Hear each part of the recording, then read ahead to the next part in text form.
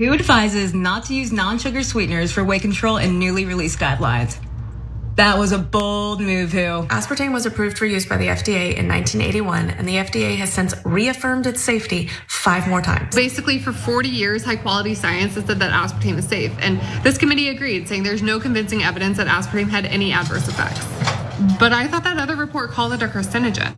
You just watched 3 dietitians who are also big-time influencers on social media speak out against the World Health Organization's recent claims that artificial sweeteners like aspartame, which is found in Diet Coke and other sodas, is ineffective for weight loss and yes, possibly carcinogenic. Now, all 3 of those videos we showed you also have something else in common. They were all paid partnerships with American Beverage, which happens to be a trade and lobbying group representing Coca-Cola, PepsiCo, and Keurig Dr. Pepper.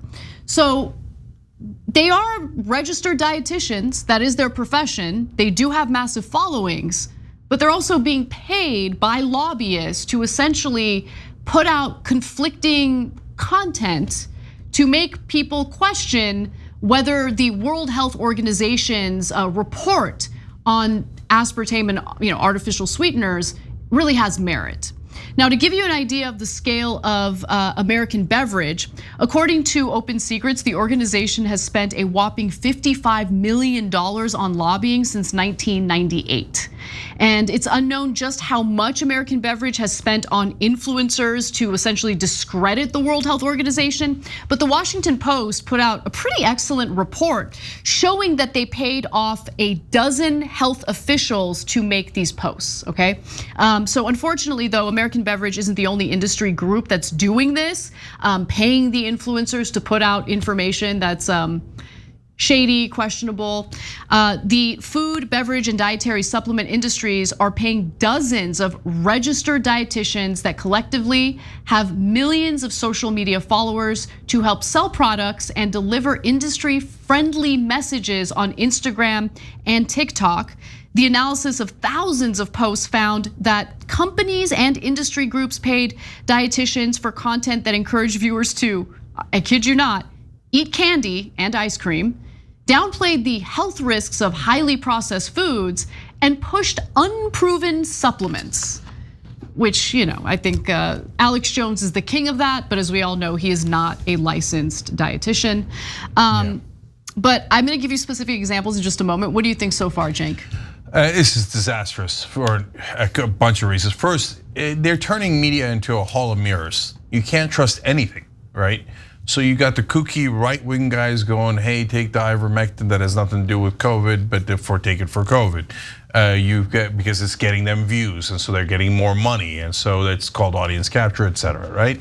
Then you've got the political stuff with Trump lying about the election. Now you got influencers that are being paid to lie, et cetera. And so people don't know where to turn. Okay, all right, how about mainstream media? Are you kidding me? They did this on an industrial scale. These are amateurs, right? This is how you do it when you're not good at it. And you go, oh, here, I will give you bribes, so you say nice things that are false, right? No, the way the professionals do it is, defense industry would pay all the Sunday talk shows for decades, even though they sold nothing to the public. Same thing with companies that got farm subsidies. They would sell nothing to the public, but they'd give $1 million a year to all the Sunday talk shows. Those were unofficial bribes so that you don't talk against farm subsidies and the defense industry and the Pentagon budgets. That's how the professionals do it. So this is kind of amateur hour here, but now, in the old days, what we were telling you is mainstream media is bad. They've got they're working for their advertisers, et cetera. And there's no gatekeepers online, so there's more honesty. But now they've corrupted that too. So now we've got a hot mess on our hands. Guys, and I've got a lot more on that, but let's keep going. You should always question the information you're getting, especially from social media, right? And if you see any type of indication that it's a paid sponsorship, ask yourself, well, who's the sponsor? So I'm gonna give you an example. Let's take a look at the next video.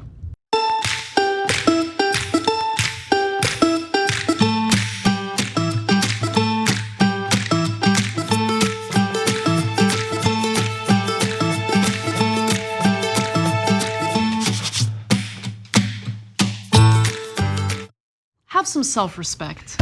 Like seriously, like okay, so for those of you listening to the audio version of the show, she's like eating ice cream, cookies, and she's like, oh, I've got some unpopular opinions about sugar. I mean, I am taking money from the Canadian Sugar Institute. They paid for these videos. But eat sugar, it's good for you. Like, what? I mean. Yeah, they're ruining the whole industry. Now, I don't blame people for saying, I don't know what's true. Because a lot of people trust these folks, right? So look, guys, I'm worried about the media now in the same way that I'm worried about politics not because of the corruption, although that's obvious here, but also for a different reason, which is that it takes a different skill set to be a good entertainer and a good person on content. Yeah. So for example, let's take doctors, right? Now there are doctors that are online, right? And the ones that are the most entertaining are the ones that are getting the most views, the most followers, etc. Not necessarily the best doctors. The best doctors might not be entertaining at all, and you're not following them. The entertaining doctor might be a con man who's getting money from Big Sugar and all these other things, right? I'm not saying that they all are. I'm just saying it's different skill sets. Right. And unfortunately, the ones that are the best entertainers are drawing the most attention, whether they're good at that or not, whether it's exercise or diet or cars or name any category. You see what I'm saying? Well, you know what I'm curious about, and I'm actually ignorant on this front, but I do think it's a relevant question to ask. Different professions have different rules and regulations, right? So obviously there are loopholes sometimes. So for instance, when it comes to doctors, they're not supposed to be taking gifts and things like that from pharmaceutical companies. They do it all the time. They go on these trips, like these conferences, which are really just lavish vacations of pharmaceutical companies like take them on. By the way, I'm just gonna interrupt for 1 second, don't lose your thought. The overwhelming majority of doctors do not do that, okay? But the cheesiest of them, the ones that created the problems in the first place do. Absolutely. I don't know what the ethical rules or even the actual legal like regulations are for registered dietitians, but this is definitely a concern, right? Because if there's nothing regulating this and they're just free to essentially take money from private industry and shill for them and put out essentially misinformation about stuff that people should be eating or shouldn't be eating. It's a big issue, and maybe that's something that Congress should look at. I have no idea. On their part, these social media platforms have terms of service rules that essentially have them disclose that it's a sponsored post, and they're supposed to disclose who's sponsoring them for that post, right? A lot of times though, according to the Washington Post's investigation into this, they're not being upfront and honest, forthcoming, if you will, about the sponsorships, who is sponsoring them, and I think that's a big issue. So let's give you other examples though. These are my favorite examples from the report that the Post put out. Let's go to graphic 5. Another dietitian with a large social media following, Jen Messina of North Vancouver, posted a video on Instagram where she added a lollipop to a dinner plate. She told parents the strategy will prevent sweets obsession and help kids develop healthier relationships with food. In another Instagram video, she told parents they can make Halloween less stressful by allowing kids to eat as much candy as they want when they're done trick-or-treating.